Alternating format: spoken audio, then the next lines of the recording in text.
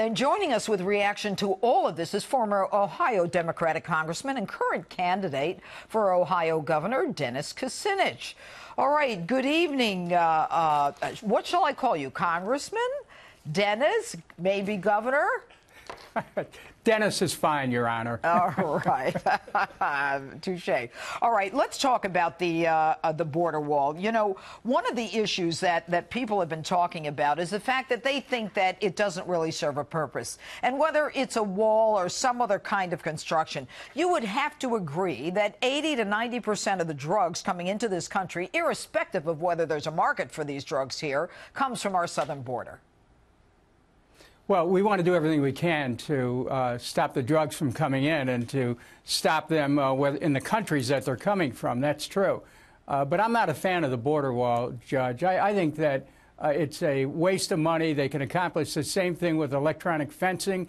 And that, you know, we have bridges in Ohio that are falling down. I'd rather see the money be spent on infrastructure here at home. Well, would you tell your Democratic compatriots or Democrat compatriots to go to the table and talk to the president about infrastructure and, you know, taking care of the bridges and the roads?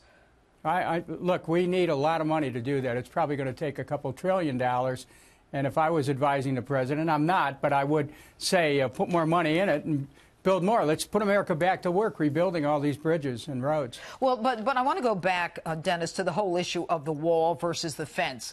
You know, what we've seen is billions and billions of dollars. I mean, I remember talking about a fence, you know, when Bill Clinton was the president. I mean, there was a lot of talk about building some kind of separation, and that just hasn't worked. And I was at the border myself several months ago, and I have to tell you, they have these areas where during the monsoon season they actually raise these gates or fences, and you know the illegals can come through and they all are tunneling through and they're popping up on the U.S. side. I mean, you know, we've got to stop the human trafficking and the drug dealing, and I think that the thought that technology can really perform the same function doesn't make sense, because with technology you constantly have to be watching it. Well, look, you know, in our backyards, we have motion detectors that can tell you if a cat's moving across the backyard. We're spending all this money on brick and mortar, and I think it could be better spent.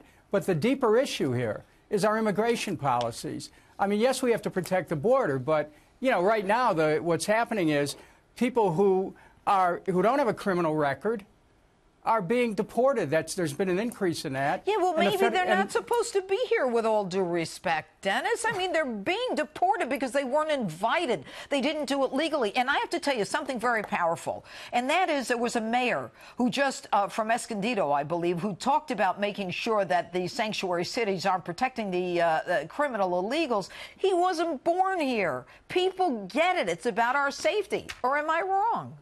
Well, I'm not going to say you're wrong. I'm going to say this, that there's a danger here of the federal government conscripting local and state police. The local police have to have discretion in law enforcement. Senate Bill 54 in California basically has stated that if we federalize the police, then we're going against the spirit of posse comitatus. And here in Ohio, we have a number of sanctuary cities. I agree with the sanctuary city principle. Columbus, Dayton, Lorain, Painesville, Oberlin, Lake County, these are all sanctuary places. Well, and, you know, we want to protect people who don't have criminal records. Who came here illegally. You want to protect people.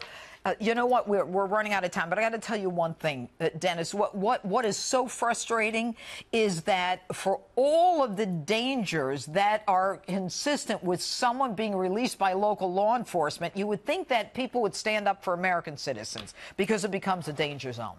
The ones who are criminals, yes, but the people who have not committed a crime... Well, how are they going to get them if they don't share the information? If they haven't committed a crime, they are protected by the Fourth and the Fifth Amendment. Really? Okay. Yep, absolutely. We'll talk about that again. Thank you, Dennis Kucinich. Thank you.